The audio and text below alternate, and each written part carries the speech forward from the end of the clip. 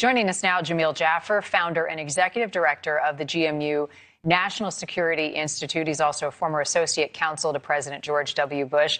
Jamil, thank you. Good to see you. Earlier on NewsNation, the former ambassador, U.S. ambassador to Greenland and Denmark, was on the program and brought up the point that Greenland just wants development. The people on that island nation want jobs and they want prosperity. Denmark gives them about $600 million a year in welfare. Might the U.S. involvement here be beneficial for them if it means development and it means work? Well, look, Marni, I certainly think there's an opportunity here for Greenlanders to benefit from U.S. involvement there, our desire to make it even more of a strategic asset than it already is.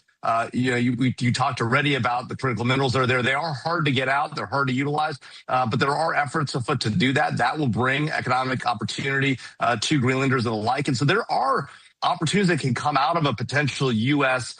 Bigger role in Greenland. And so we'll have to see how this plays out. But I definitely think there are economic opportunities for the people of Greenland. Certainly. But on the flip side, then, I guess it opens up the question about a slippery slope. If they aren't willing to negotiate and President Trump wants to take Greenland, whatever that looks like, the question then becomes what's next? What are the challenges in that route? Well, Marni, I mean, obviously, the U.S. isn't looking to get into a conflict with another NATO member nation.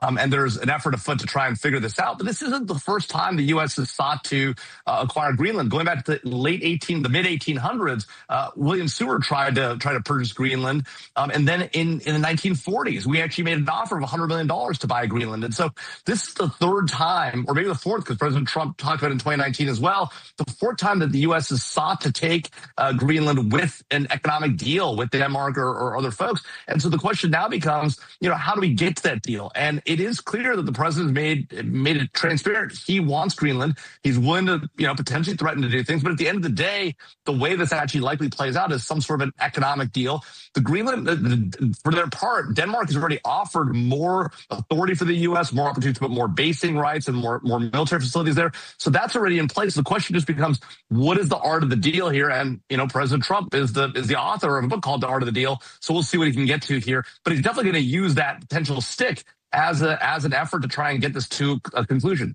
As you've laid out, I mean, there's strategic get in having control over Greenland. The president seems also concerned about China and Russia taking Greenland. What is the risk in that? What have they said about Greenland?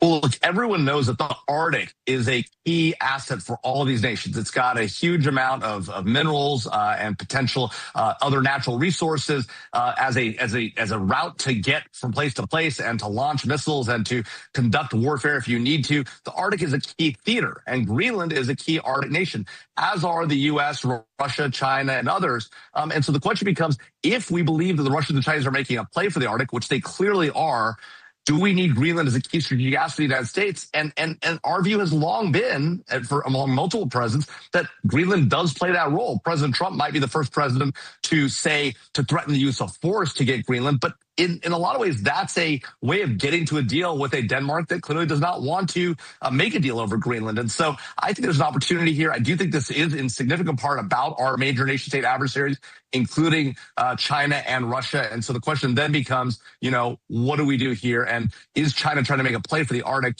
given their strategic position in the world and where they are, relatively speaking? Yeah, and when push comes to shove, you ask Denmark or Greenland, who would you rather have control, the U.S., China, or Russia?